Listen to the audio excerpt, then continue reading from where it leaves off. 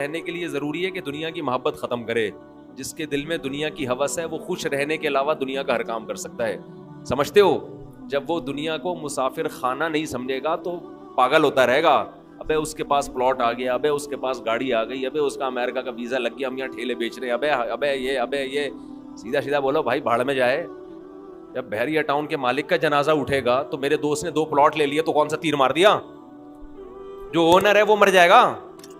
ختم بھائی. تھوڑے دنوں میں ٹماٹر بیچو, رکشا چلاؤ, لینڈ کروزر میں گھومو, یہ تھوڑے دن کے کھیل ہیں, اس کے بعد ختم. قارون جب اپنے خزانوں کے ساتھ مارکیٹ میں آیا نا, قرآن کہہ رہا ہے, قرآن نے تو مارکیٹ کا لفظ استعمال نہیں کیا, جب اپنے خزانوں کے ساتھ قارون مارکیٹ میں آیا ایک دفعہ پورے جاہو جلال کے ساتھ, پبلک نے جب اس کا پروٹوکول دیکھا اور خزانے دیکھے, اس کا لباس, جب بڑا آدمی جا رہا ہوتا ہے نا بڑی عزت دی جاتی ہے, تو بے وقوف لوگ رالیں ٹپکانا شروع کرتے ہیں, یا لیت لنا مثل ما اوتی قارون.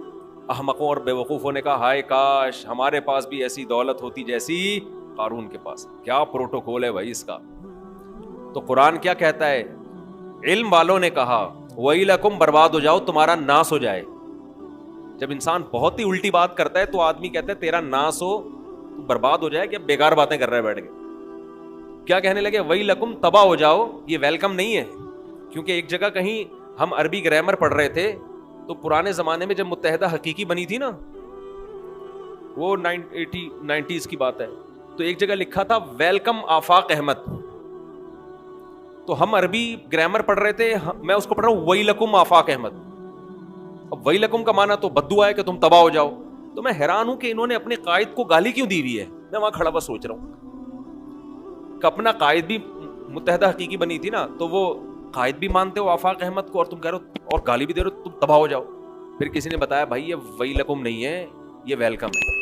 تو پھر ایک عربی ان دنوں میں آئے ہوئے تھے, وہ کہنے لگے لِسَبِيلِهِ چوک کدھر ہے. لسبیلا چوک کو کہہ رہے تھے لِسَبِيلِهِ چوک. وہ کہہ رہے تھے یہ لِسَبِيلِهِ چوک کدھر ہے. تو عرب اس طرح کی غلطیاں بھی کر رہے ہوتے ہیں. تو خیر, تو قارون کے خزانوں کو دیکھ کر بے وقوف لوگ کیا کہنے لگے؟ یا لیت لنا, ہائے ہائے ہائے کاش ہمارے پاس بھی ایسا جاہو جلال ہو, ایسی گاڑیاں, ایسی سواریاں ہوتی. تو اللہ فرماتے ہیں جو علم والے لوگ تھے انہوں نے کیا کہا؟ وَيْلَكُمْ, تمہارا ناس ہو, برباد ہو جاؤ تم. کیسی باتیں کر رہے ہو بے وقوفوں والی. ثواب اللہ خیرون, اللہ جو نیک عمل پہ بدلہ دے گا وہ اس سے کئی گنا بہتر ہے. تو کبھی تمہاری رالیں کسی نیک عمل کو دیکھ کے تو ٹپکی نہیں ہے کہ وہ روزے رکھ رہا ہے, وہ صدقہ کر رہا ہے, تو رال ٹپکے یار کتنا کما رہا ہے. یہ ٹپک کس پہ رالیں رہی ہیں؟ جو عیاشی کر رہا ہے. تو یہ عیاشی تو تھوڑے دنوں میں ختم ہونے والی ہے. اور قارون اب مارکیٹ سے شارٹ ہو گیا کہ نہیں ہو گیا؟ کہاں گیا اس کا جاہو جلال؟ تو قبر بھی نہیں ملتی, قبر بھی نہیں ہے, زمین میں دھسا دیا اللہ نے, ایسا دھسایا حدیث میں آتا ہے قیامت تک دھستا ہی رہے گا. موسیٰ علیہ السلام نے اسے کہا زکات دے, اللہ نے تجھ پر احسان کیا ہے, تو جیسے اللہ نے تجھے دولت دے کے احسان کیا تو اللہ کی مخلوق پہ احسان کر, تو بھی مخلوق پہ خوب خرچ کر. تو کہنے لگا یہ میرا کمال ہے جو میں نے پیسہ کمایا ہے, مائنڈ میرا کیا تھا. آج بعض مالدار لوگ کہہ رہے ہیں نا میرا مائنڈ, میری لک ہے اور میری, او بھائی آپ کا کچھ نہیں ہے. جس کے لیے اللہ رزق کے دروازے کھولنا چاہے کھول دیتا ہے. ہم نے بڑے بڑے فنٹر دیکھے ہیں, وہ بیچارے ٹماٹر ہی بیچتے رہتے ہیں ساری زندگی, حالانکہ مائنڈ ان کا بہت ہوتا ہے. اور بڑے بڑے بے وقوف لوگ دیکھیں جن کے پاس نوٹ گننے کی فرصت نہیں ہے. تبھی امام شافعی نے کہا ہے نا, ایک شعر امام شافعی کی طرف منسوب ہے واللہ عالم, کہ اگر عقل کی بیس پر لوگوں کے پاس پیسہ آتا تو غریب تو بیچارے بھوکے مر جاتے. نہیں سوری, بے وقوف بیچارے بھوکے مر جاتے اگر عقل کی بیس پہ پیسہ مل. تو میں اکثر اس پہ ایک واقعہ بھی سناتا ہوں, میں جلدی سنا کے آگے چلتے ہیں. ایک مالدار آدمی, ہمارے حضرت یہ واقعہ سنائے کرتے تھے پرانے زمانے کا, ایک بہت مالدار آدمی تھا, غریب تھا, سوری ایک بڑا عقل مند آدمی تھا, غریب. مجھے بھی روزہ لگ رہا ہے آج نا. ایک بڑا عقل مند آدمی تھا مگر تھا کیا؟ غریب. اکثر ایسا ہی ہوتا ہے عقل مندوں کے پاس پیسہ نہیں ہوتا, لیکن یہ قاعدہ کلیہ نہیں ہے. مالدار بولیں گے مفتی صاحب ہمیں بیوقوف کہہ رہے ہیں. تو اس نے دیکھا کہ ایک آدمی بڑا مالدار تجارت کا سامان لے کے جا رہا ہے, بے وقوف اتنا ہے کہ اونٹ کے ایک طرف چاول کی یا جو بھی امپورٹ کر رہا ہوگا جو بھی چیز، اس کی بوریاں لادی ہوئی ہیں، اور بیلنس برابر کرنے کے لیے اونٹ کے دوسرے طرف ریت کے بورے رکھے ہوئے ہیں تاکہ بیلنس کیا ہو جائے. 10 بوریاں چاول کی یہاں ہیں تو وزن برابر کرنے کے لیے 10 بوریاں ریت کی ادھر. اس امیر آدمی نے لفٹ مانگی اس غریب سے، وہی نا روزہ لگ رہا ہے. اس عقل مند آدمی نے لفٹ مانگی اس بے وقوف سے، کیونکہ یہ عقل مند غریب تھا. تو اس بے وقوف نے اس کو لفٹ دے دی کہ چل تو میرے ساتھ اونٹ پہ بیٹھ جا. اب اس عقل مند نے اس بے وقوف مالدار سے پوچھا کہ یہ ان بوریوں میں کیا ہے جو رائٹ سائڈ پہ؟ اس نے کہا بھائی چاول ہے یا آٹا ہے یا جو بھی تھا. کہا یہ لیفٹ پہ کیا ہے؟ اس نے کہا یہ ریت ہے. کہا تو ریت کا بزنس کرتا ہے؟ کہہ رہا نہیں، یہ بیلنس برابر کرنے کے لیے. اس عقل مند نے اس سے کہا کہ بے وقوف آدمی، 10 بوریاں اگر یہاں ہیں تو 5 بوریاں ادھر کر دے، اس سے بیلنس کیا ہو جائے گا؟ اونٹ پہ تو نے بلا وجہ کا ڈبل لوڈ ڈالا ہوا ہے، اور یہ 10 بوریاں بھرنے میں کتنا ٹائم لگا ہوگا.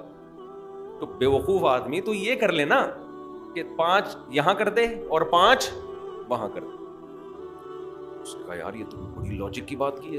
نیچے اترا، اپنے مزدور کو جو بھی ہوگا اس کے ساتھ اس کو بولا بھائی بوریاں ہٹا، 5 چاول کی بوریاں یہاں کر دے اور 5 یہاں. اونٹ کی سپیڈ بھی تیز ہو گئی اور اونٹ کو بھی سکون کا سانس آیا، بڑا خوش. اب اس غریب آدمی سے اس بے وقوف نے انٹرویو لینا شروع کیا کہ تو کرتا کیا ہے. اس کا خیال تھا کہ یہ تو ارب پتی ہوگا جو اتنا عقل مند ہے، جس نے مجھے اتنے اچھے مشورے دیے. یہ خود کیا ہوگا؟ یعنی جب میرے جیسے بے وقوف کے پاس اتنا پیسہ ہے تو اس عقل مند کے پاس تو اس کی تو میلیں چلتی ہوں گی نا. اس سے پوچھا تو کرتا کیا ہے؟ اس نے کہا یار میں تو غریب آدمی ہوں، جس کام میں ہاتھ ڈالوں برباد. میرے پاس تو سواری بھی نہیں ہے، تبھی تو میں نے تجھ سے لفٹ مانگی ہے. اس نے کہا اتر نیچے. نیچے اتر، اونٹ کو واپس گھمایا، 5 بوریاں دوبارہ ادھر کی اور ریت کی بوریاں دوبارہ بیلنس برابر کرنے کے لیے ادھر ڈال. بولا تیری عقل کی وجہ سے تیرے پاس جب 1 کوڑی روپیہ نہیں ہے تو میں بے وقوف تجھے عقل مند سے 1000 گنا بہتر. میں تیرے مشوروں پر عمل کروں گا نا، میں بھی تیرے جیسا بن جاؤں گا. مجھے اپنے اسٹائل سے چلنے دے جیسا چل رہا ہوں. سمجھ رہے کہ نہیں سمجھ؟ میں جیسے اپنے اسٹائل سے چل رہا ہوں مجھے چلنے دے. اگر تیرے مشورے پر عمل کیا نا میں بھی تیرے جیسا غریب ہو جاؤں گا. لو كان بالحيل الغنى لوجدتني بنجوم اقطار السماء تعلقي.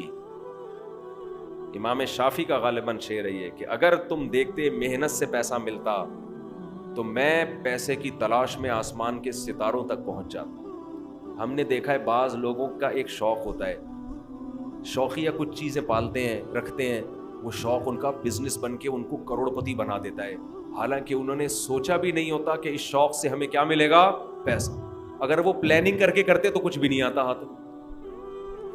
اس کا مطلب یہ نہیں کہ آپ محنت نہ کریں. پہلے ہی ہمارے یہاں پوستی پن چل رہا ہے، اٹھتے نہیں ہیں، 12-1 بجے اٹھتے ہیں، ایک دکان پہ نہیں بیٹھتے. محنت تو کرنی ہے لیکن ملے گا اتنا جتنا اللہ نے مقدر کیا ہے. تو میں وہ عرض کر رہا تھا کہ نبی صلی اللہ علیہ وسلم نے جو مثال دی ہے نا کہ 2 چیزیں جوان ہوتی ہیں تو وہ 2 برائیوں سے مراد صرف 2 نہیں ہیں، بلکہ جو بھی بری خواہشات ہیں بڑھاپے میں کم ہونے کے بجائے بڑھتی. اسی طرح اچھی خواہشات اگر جوانی میں اچھی عادتیں ہیں تو بڑھاپے میں وہ اچھی عادتیں کم ہونے کے بجائے جوان ہو. اگر آپ کو جوانی میں اللہ سے محبت ہے، بڑھاپے میں یہ محبت اور زیادہ بڑھ جائے گی. جوانی میں دنیا کو مسافر خانہ سمجھتے ہو، دل نہیں لگاتے، بڑھاپے میں بالکل لفٹ کرانا چھوڑ دو. ہم نے دونوں طرح کے بوڑھے دیکھے ہیں، سخی بھی اور کنجوس بھی. جو سخی ہوتے ہیں وہ بہت سخی ہوتے ہیں کیونکہ وہ جوانی میں سخی ہوتے ہیں نا، تو یہ سخاوت بڑھاپے میں ان کی بہت زیادہ بولو بڑھ جاتی. پھر وہ جاگیروں سے دل لگانا بالکل چھوڑ دیتے ہیں، بالکل چھوڑ دیتے ہیں. اور جو کنجوس ہوتے ہیں نا جوانی میں، بڑھاپے میں اللہ کی پناہ آدمی کانوں کو ہاتھ لگا. نوٹ نظر نہیں آ رہے ہوتے, ایسے ایسے گن رہے ہوتے ہیں بیٹھ کے. یہ میں نے اپنی آنکھوں سے دیکھا ہے. نظر نہیں آ رہا نوٹ, دیکھ رہے ہیں یار کم تو نہیں پڑ گیا, یوں کر کے نا چیک کر رہے ہیں کہ اس میں اصلی ہے. ابے اب تو نقلی بھی ہے تو کیا کرنا ہے,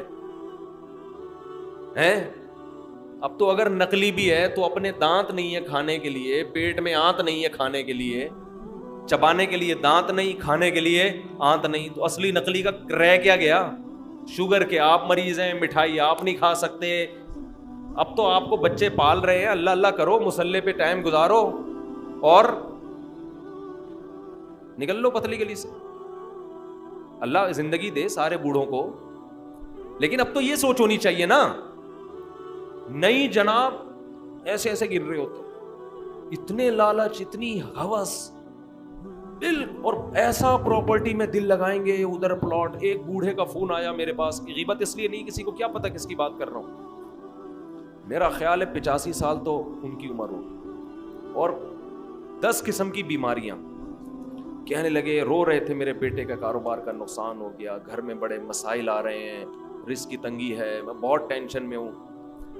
میرا دل مجھے ترس آیا, میں ان کا مذاق نہیں اڑا رہا, مجھے ترس آیا. میں ان سے کہوں کہ حضرت آپ کی کیا رزق کی تنگی ہے, آپ کی زندگی گزر چکی ہے, آپ نے ویسے ہی 2 پاپے صبح چائے میں ڈال کے کھانے ہیں بھائی, دوپہر دھونے والے کھچڑی کے کھانے ہیں, زندگی گزر گئی ہے. اب ان چیزوں میں کیا رکھا ہے؟ جو بیٹا جس کا کاروبار ڈوب گیا اس کو اتنی ٹینشن نہیں ہو رہی, جس نے آگے زندگی گزارنی ہے ابا کو اس سے زیادہ ٹینشن ہو رہی. لیکن ہم نے نیک بوڑھے بھی دیکھے ہیں, نیک بوڑھے بھی دیکھے. ہمارے نانا, اللہ تعالیٰ مغفرت فرمائے, نانا نانی دونوں, میرے نانا کی بھی 99 سال ماشاءاللہ عمر تھی, نانی نے بھی بڑی عمر پائی ہے. جب بھی ہم ان کے پاس جاتے تھے نا تو وہ شاعری شروع کر دیتے تھے, قبر کی آخرت کی, ٹھیک ہے, گھر جسے سمجھے ہو وہ تم گھر نہیں. مجھے پورا شعر یاد نہیں ہے ان کا, یعنی بار بار کہتے تھے, بیٹا جس کو تم گھر سمجھ رہے ہو یہ گھر نہیں ہے, گھر اصل کیا ہے, قبرستان. اور سخاوت ایسی, کھلا رہے کھلا رہے کھلا رہے, ہر وقت کچن میں کھانا بنتا رہتا تھا. مسجد کے امام بھی تھے ہمارے نانا, تو جو گلی محلے میں جا رہا ہے نا اس کو بلایا, ادھر آ بیٹھ. گھر والوں کو ٹینشن دی ہوئی تھی, کھانا لے کر آؤ اس کے لیے. تو گھر والے بھی تنگ آ گئے تھے. تنگ آنے کا مطلب ظاہر ہے بار بار بار بار کھانا گھر میں پکتا رہے, لیکن سخاوت تو تھی نا. تو ایسے بھی دیکھے ہیں کہ بھائی یہ گھر ور کچھ ان کو کوئی دلچسپی نہیں ہوتی پلاٹوں میں, جائیدادوں میں, تو یہ جوانی میں ختم کر لیا.